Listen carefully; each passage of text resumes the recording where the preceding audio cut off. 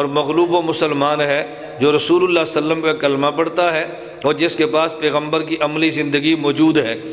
یعنی عجیب تر بات ہے، اگر آپ دنیا عیسائیت میں سے کسی بندے سے 4-5 سوال کر لیں، کوئی عیسائی آپ کو اس کا جواب نہیں دے سکتا۔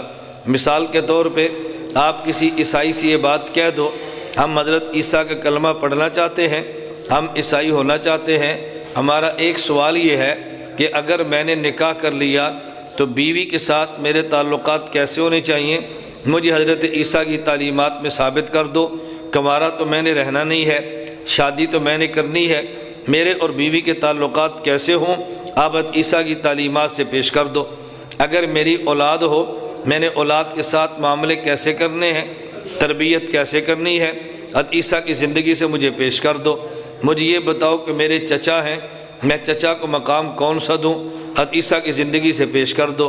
میری پھوپھیاں ہیں، مجھے بتاؤ میں حضرت عیسیٰ کی زندگی سے سبق حاصل کر کے ان سے تعلقات نبھانا چاہتا ہوں، ان کی زندگی سے مجھے بتا دو کہ میں اپنی پھوپھیوں سے تعلق کیسے رکھوں۔ اب وہ عیسائی آپ سے کہے گا ان سوالات کا جواب ہماری انجیل اور ہمارے مذہب میں نہیں ہے۔ کیوں؟ ہمارے نبی نے تو شادی کی ہی نہیں ہے، تو ہم کیسے بتائیں کہ بیوی سے تعلق کیسے رکھنے ہیں؟ ہمارے نبی کی اولاد ہی نہیں تھی، ہم کیسے بتائیں اولاد پہ شفقت کیسے کرنی ہے؟ ہمارے نبی کا باپ ہی نہیں تھا، ہم کیسے بتائیں کہ باپ کا ادب کیسے کرنا ہے؟ تو وہ تو بن باپ کے پیدا تھے۔ جب ہمارے نبی عیسیٰ کے والد نہیں تھے تو ان کی پھوپھیاں بھی نہیں تھیں، ہم کیسے بتائیں کہ پھوپھی سے تعلق کیسے نبھانا ہے؟ اب بتاؤ ان سوالات کے جواب اگر عیسائیت کے پاس موجود ہوں، ہمیں جانے میں حرج نہ ہوگا، ہم چلے جائیں، لیکن ہمارے سوال کا جواب تو دو نا۔ ہم دلیل سے بات کرتے ہیں، چلیں آپ لوگ تاجر بیٹھے ہیں، اگر آپ سوال کریں کسی عیسائی سے بھائی میں تجارت کرنا چاہتا ہوں، مجھے آپ بتاؤ تو عیسیٰ نے تجارت کیسے کی ہے، میں آپ کے پاس آتا ہوں مجھے بتا دو۔ وہ کہے گا حضرت عیسیٰ علیہ السلام نے تجارت تو کی نہیں ہے، تو میں کیسے بتاؤں کہ آپ نے تجارت کیسے کرنی ہے؟ آپ کو میں تجارت بھی چھوڑ دیتا ہوں، مجھے رہنے کے لیے مکان تو چاہیے نا، مجھے حضرت عیسیٰ کی زندگی سے بتا دو کہ میں مکان کیسے تعمیر کر لوں۔ وہ آپ کو یہ بھی نہیں بتا سکے گا، کیونکہ حضرت عیسیٰ نے پوری زندگی بغیر مکان کے گزاری ہے، کبھی کہاں ہم اس کا انکار نہیں کرتے، اس وقت کے تقاضے یہ تھے۔ اب بتائیں رہنے کا مکان کیسا چاہیے، حضرت عیسیٰ کی عملی زندگی میں نہیں ہے۔ باپ کا تعلق کیسے ہے، حضرت عیسیٰ کی عملی زندگی میں نہیں ہے۔ بیوی سے معاملات کیسے نبھانے ہیں، حضرت عیسیٰ کی زندگی میں نہیں ہے۔ دکان میں تجارت کیسے کرنی ہے، حضرت عیسیٰ کی زندگی میں نہیں ہے۔ تو پھر ہمیں اس پیغمبر کا نام لے کر بتاؤ نا، جہاں پہ سارا کچھ مل جائے۔ اگر یہ سارے سوالات کا حل سوالات کا جواب ملتا ہے تو واحد حضور اکرم صلی اللہ علیہ وسلم کی ذات گرامی عطا کرے گی۔ ہم کہہ سکتے ہیں تجارت کیسے کرنی ہے، ہم نبی پیش کرتے ہیں۔ باپ سے کیسے تعلق ہے، ہم پیغمبر پیش کرتے ہیں۔ بیویوں کے ساتھ نبھانا کیسے ہے، ہم پیغمبر پیش کرتے ہیں۔ مکان کیسے بنانے ہیں، ہم نبوت کو پیش کرتے ہیں۔ سواریاں کیسی رکھنی ہیں، ہم نبوت کو پیش کرتے ہیں۔ ہم نبی کی زندگی پیش کر دیں گے۔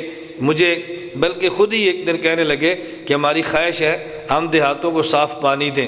میں نے کہا اگر آپ کی خواہش ٹھیک ہے، آپ خواہش میں واقعتاً صادق ہیں، ہمیں اعتراض نہیں ہے، لیکن خواہش صاف پانی پینا اللہ کے نبی کا ایسا طریقہ ہے، آپ حیران ہوں گے۔ بعض لوگ اس کو شریعت سے ہٹ کے دیکھتے ہیں۔ رسول اکرم صلی اللہ علیہ وسلم نے کھانے کے معاملے میں زیادہ اہتمام نہیں کیا کہ کھانا کون سا ہو اور کیسا پکا ہو اور یہ سبزی کیسی ہو، نہ پانی کے معاملے میں اتنا اہتمام کیا۔ مدینہ منورہ سے 2 کلومیٹر باہر کنواں تھا، حضور اسپیشل پانی وہاں سے منگوا کر پیا کرتے تھے۔ صاف پانی پینے کا رسول اللہ صلی اللہ علیہ وسلم نے اتنا اہتمام فرمایا جو کہ پانی کو خوراک سے زیادہ انسان کی زندگی اچھی رکھنے میں دخل ہے۔ اللہ کے نبی نے عمل سے ثابت کیا ہے۔ اب اگر کوئی اچھے پانی پینے کا اہتمام کرے، لوگ مذاق اڑاتے ہیں، یہ کیا بوتل رکھی ہے، یہ کیا پانی پیا ہے۔ بھائی اگر آپ کے پاس ہمت ہے آپ فلٹر کر کے پانی پی لیں، یہ شریعت کے خلاف تو نہیں ہے، اس میں شریعت میں ہمارے یہاں نمونہ موجود ہے۔ اگر کوئی شخص گاڑی لے لے، لوگ اس پہ اعتراض کریں گے، اور جن کی گڈی نال کام چل رہا ہے تو وڈی دی کیڑی لوڑ ہے۔ میں نے کہا پیغمبر کی زندگی دیکھ لیں، مدینہ منورہ میں کبھی ایسے نہیں ہے کہ کسی آدمی کا گھوڑا رسول اللہ صلی اللہ علیہ وسلم سے عمدہ ہوا ہو۔ اللہ کے نبی نے کپڑا پھٹا پیمند لگا پہن لی ہے، گھوڑا کمزور نہیں رکھا۔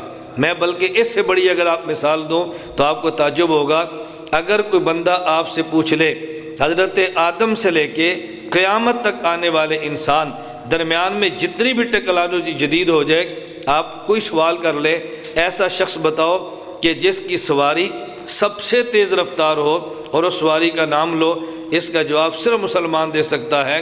ہمارے پیغمبر کے پاس سواری تھی جس کا نام براق تھا، اور اتنی تیز سواری نہ آج تک آئی ہے نہ آنی ہے۔ کتنی تیز رفتار تھی۔ میں صرف ایک بات پیش کرتا ہوں کہ رسول اللہ صلی اللہ علیہ وسلم کی براق وہاں قدم رکھتی جہاں حضور کی نگاہ جاتی، جہاں نگاہ پڑتی وہاں قدم پڑتا۔ آپ بتائیں اس سے تیز رفتار سواری دنیا میں ہو سکتی ہے؟ اور عجیب بات یہ ہے، آج ہم پریشان بھی ہیں، فلاں کے پاس ایٹمی طاقت ہے، فلاں کے پاس میزائل بہت ہیں، فلاں کے پاس بارود بہت ہے۔ حضرت عیسیٰ پہلے نبی تھے، اب جب آئیں گے تو نبی نہیں، نبی ہونے کے باوجود حضور کا امتی بن کر آئیں گے، اور مد مقابل کون ہوگا؟ بڑی بڑی طاغوتی طاقتیں جن کے پاس جدید ٹیکنالوجی ہے، جن کے پاس ایٹم ہے، اور جن کے پاس دنیا کے تباہ کن ہتھیار ہیں۔ اور عیسیٰ علیہ السلام کا تباہ کن ہتھیار کون ہوگا؟ حضور کا امتی بننے کے بعد عیسیٰ علیہ السلام سانس لینے کے لیے، اور جب باہر سے سانس پھینکیں گے آپ کا سانس وہاں تک جائے گا جہاں تک نگاہ جائے گی، اور جس بے ایمان پہ سانس پڑے گا وہ ایسے قتل ہوگا جیسے گولی سے بندہ مرتا ہے۔ اب بتاؤ کتنی طاقت موجود ہے، لیکن اس کا تعلق ایمان سے ہے، اس کا تعلق مادیت سے نہیں ہے۔ میں صرف یہ کہنا چاہتا ہوں ہمیں دل چھوٹا نہیں کرنا چاہیے۔ کبھی ہمیں کوئی بندہ کہہ دے وہ جی فلاں ملک چاند پر پہنچ گیا، تم نے کیا ترقی کی ہے؟ آپ کو بھی جس کے ہم ہیں وہ تو عرش پہ پہنچا ہے، جن کو تم نے مانا وہ چاند پر گئے ہیں، اور جن کو ہم نے مانا وہ عرش پہ گئے ہیں۔ تو بتاؤ ہمارا تمہارا کوئی مقابلہ ہو سکتا ہے؟ وہ جن نے تیز رفتار جہاز اتنا بنایا ہے جو آواز سے بھی تیز رفتار چلتا ہے، ان نے کوئی نگاہ سے تیز رفتار چلتا ہو، یہ جہاز حضور کا تھا جس کا نام براق ہے۔